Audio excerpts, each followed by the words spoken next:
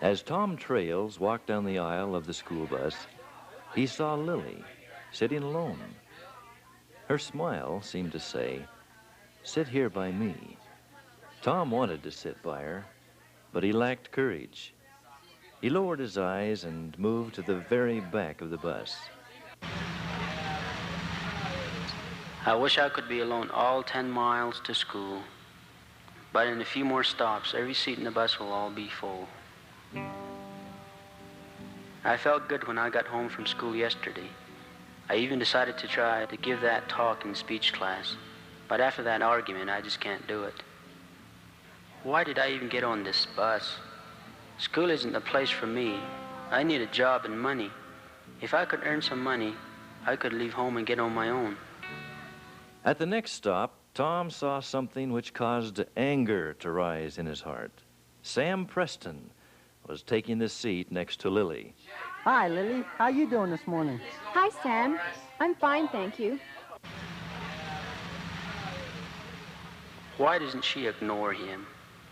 Instead, she sits there smiling at him. Ah, what difference does it make? She doesn't care about me anyway. As the students left the bus to walk the short distance to the school building, Tom had to pass by Lily and Sam. Hey, Tom, I'll see you. Okay. Do you take a class with old Tom? I'll bet that's a thrill. Aw, Sam, you didn't need to say that. He's always got so much to say. One of these days, I'll teach him a lesson that will shut him up for a while.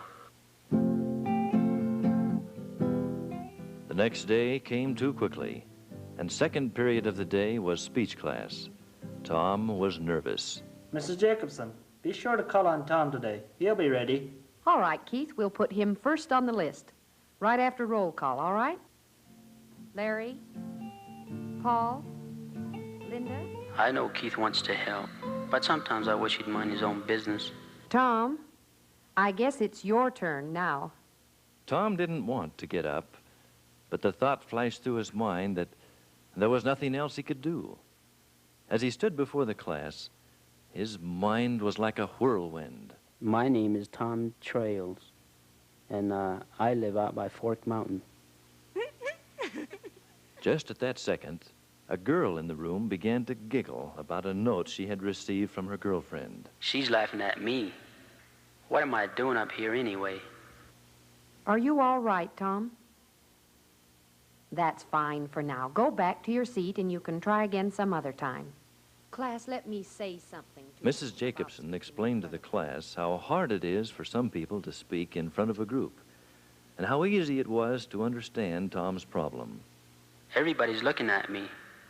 I wish I wasn't here. I'll never succeed at anything.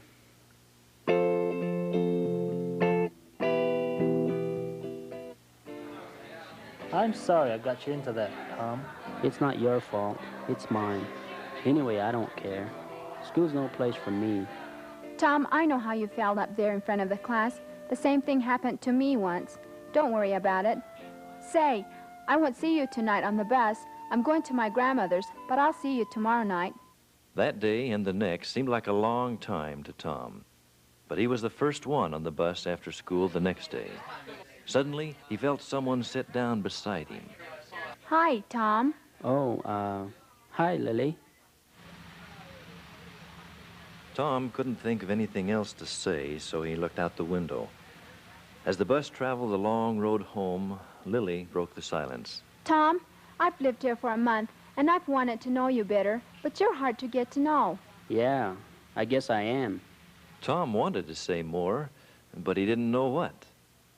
Hey, there go the elders. How do you know them? I'm a member of the Church of Jesus Christ of Latter-day Saints, and they're our missionaries. What church do you belong to? I'm LDS too, I guess. But I never, well, I'm not baptized or anything like that. Well, if you're that close to being LDS, you ought to come to the party at the church tonight. It's going to be great. No more was said about the church or the party, but now Tom felt more like talking. You know, school isn't for me. I can't do the things I'm supposed to. I'm thinking about quitting. Quitting? You can't quit. You've got a responsibility to keep going. What do you mean, a responsibility? Well, I mean, it's like anything you do. You can't quit. That's no way to do anything. People are depending on you. Everybody does so much to help us get an education. I just never quit. It's like I said, it's a responsibility to do our best, no matter what we're doing.